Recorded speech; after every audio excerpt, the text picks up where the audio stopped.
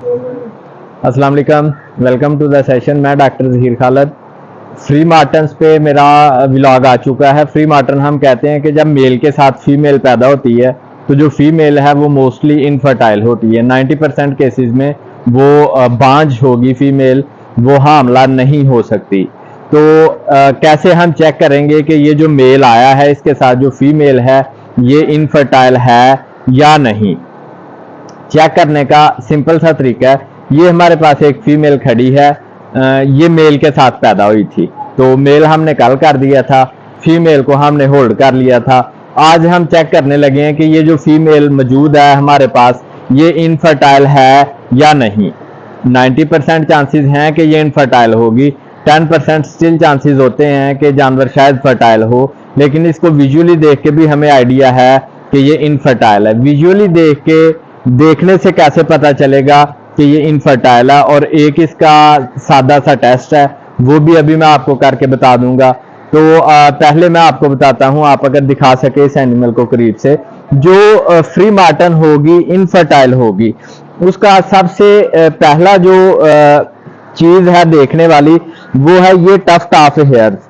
Hairs का ये वाला जो गुच्छा है ये अलामत है कि ये इनफर्टाइल है। ये आप देख सकते हैं यहाँ पे ये हेयर्स की एक ऐसे बाहर को निकली हुई है प्रोट्रूजन, ये अलामत है कि ये इनफर्टाइल है।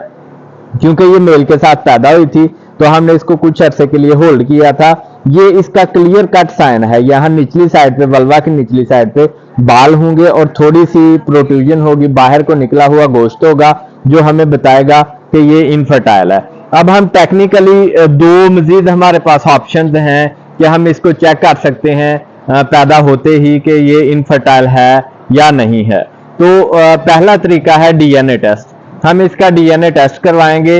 अगर इसके ब्लड में मेल के जीन्स हमें मिलेंगे तो कंफर्म हो जाएगा कि ये इनफर्टाइल है। क्योंकि मैं अपने व्लॉग में बता चुका हूँ, पहले जो व्लॉग आया है, कि किस तरह से मेल के जो हार्मोन्स हैं वो फीमेल की सर्कुलेशन में जाके वहां पे इम्पैक्ट करते हैं, उसको मुतासर करते हैं। टेस्टिकुलर डिटर्मिनिंग फैक्टर है जो मेन ये सारा कल्प्रिट है जो सारा ये काम करवाता है।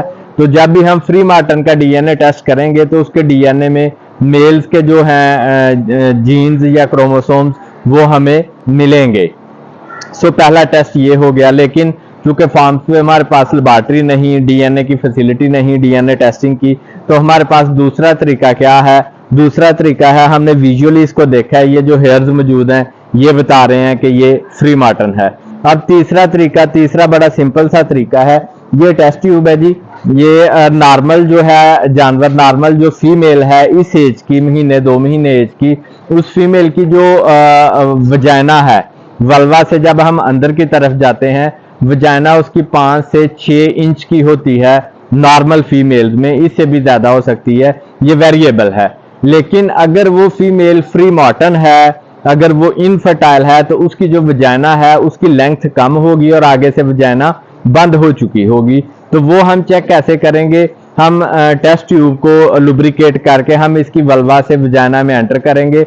अगर ये 2 से 2.5 इंच या मैक्सिमम ये 3 इंच तक जाती है, उसके बाद ये अंदर नहीं जाती, तो ये साइन है कि जानवर इनफर्टाइल है। और अगर ये 5 या 6 इंच तक चली जाती है तो चांसेस हैं कि ये इनफर्टाइल नहीं। लेकिन इसके साथ फिर भी चांसेस आगे होते हैं कि आप टेस्ट ट्यूब से तो वो आपने चेक कर लिया कि इनफर्टाइल नहीं, लेकिन माइट भी अंदर उसकी ओविडक्ट्स ना हो, उसकी आगे जो यूट्रस है, यूट्राइन हार्न्स हैं वो मौजूद ना हो। लेकिन मोस्टली मैक्सिमम केसेस में जो फ्री मार्टन्स होती हैं उनकी वजाइना फुल्ली डेवलप नहीं होती, उनकी वजाइना पूरे साइज की नहीं होती। तो अभी हम इस जानवर को चेक करेंगे। थोड़ा सा मुझे ऑयल दें। ये हम इसको लुब्रिकेट हमने कर लिया जी। तो टेस्ट ट्यूब को हम पास करेंगे। ये सिंपल है जी, हमने टेस्ट ट्यूब को पास किया है। एक तो ये टाइट है, काफी जा नहीं रही टेस्ट ट्यूब, तो ये आप देख सकते हैं यहाँ तक टेस्ट ट्यूब गई है। इससे आगे अगर हम देते हैं तो ये स्ट्रेच हो रही है टेस्ट ट्यूब। ये हमने यहाँ पे रिबन लगाया हुआ है जो कि तकरीबन 2.5 इंच पे है। तो इससे आगे जब मैं जोर दे रहा हूँ तो वो फील हो रहा है कि अंदर से वजाइना जो है वो स्ट्रेच हो रही है। तो ये क्लियर कट इंडिकेशन है फ्री मार्टन की। अगर यही जानवर नॉर्मल होता तो शायद ये टेस्ट ट्यूब यहाँ तक इसकी वजाइना में जा सकती थी। तो ये तरीका है जी फ्री मार्टन को चेक करने का। अब यहाँ मैं एक चीज बताता जाऊं कि ये जो टेस्ट मैंने किया है ये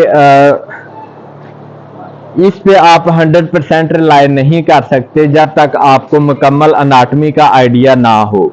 यहाँ एक जो चीज है जो कंफ्यूज करती है वो क्या होगी, वो है जी हाइमन। कि आप एक नॉर्मल फीमेल को चेक करते हैं, ये जो टेस्ट ट्यूब है ये शायद उसकी जो वजाना है उसमें 1 इंच तक जाके आगे ना जाए।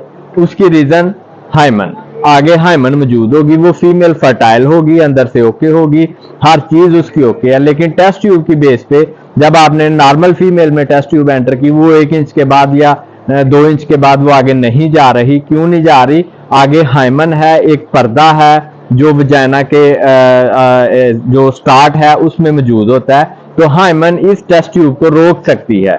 ये हाइमन हर जानवर में नहीं होती, मोस्टली ये ह्यूमंस में और प्राइमेट्स में, यानी कि मंकीज वगैरह, ये जो फैमिली है इसमें हाइमन होती है, हर एक में होती है। लेकिन बोवाइंस में हाइमन, हर जानवर में हाइमन मौजूद नहीं होती। तो इस टेस्ट को करते वक्त हाइमन का ख्याल रखें कि कहीं जो टेस्ट ट्यूब आपने अंदर एंटर किया है वो हाइमन ने तो ब्लॉक नहीं कर दी। इवन के यहाँ तक होता है कि ये चूंकि अर्ली एज है, यहाँ आप थोड़ा सा फोर्स देंगे तो हाइमन जाया हो जाएगी, रप्चर हो जाएगी और टेस्ट ट्यूब अंदर चली जाएगी। लेकिन कभी कभार जब जानवर काविंग कर रहा होता है, मेरे पास एक ऐसा यूनिक केस आया था कि जानवर काविंग कर रहा था, हीफर थी, तो उसका जो है ना बच्चा बाहर नहीं था आ रहा। वहां पे जो ऑपरेट कर रहा था असिस्टेंट, उसने राब्ता किया जी कि वो जी उसका बिल्कुल ही वजाइना जो है, वजाइना ही बंद है उस जानवर की, 3 से 4 फिंगर आगे जा रही हैं और इससे आगे वजाइना में फिंगर ही नहीं जा रही और बच्चा भी बाहर नहीं आ रहा।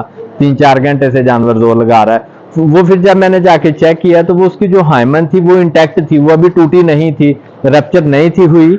तो वो चूंकि ज्यादा अरसा उसने स्टे किया, माइट भी वहां को माइल्ड इन्फेक्शन भी रहा, इन्फेक्शन रहने की वजह से वो जो हाइमन है वो फाइब्रोज हो चुकी थी, वो इस लेवल की फाइब्रोज हो चुकी थी कि जब मैंने हाथ एंटर किया है तो अंदर वो हाथ के जोर से वो रप्चर नहीं हो पा रही थी, वो इतनी हार्ड हो चुकी थी। तो फील मुझे कैसे हुआ, फिर मैंने अंदर जाके तो ऐसे उसकी थिकनेस को फील किया, तो फिर मुझे आइडिया हुआ कि ये हाइमन है और ये फाइब्रोज हो चुकी है, इस वजह से अंदर हाथ नहीं जा रहा, ना ही अंदर से बच्चा आ रहा है। तो फिर मैंने सर्जिकली उस हाइमन को रिमूव किया और आराम से बच्चा जो है वो बाहर आ गया।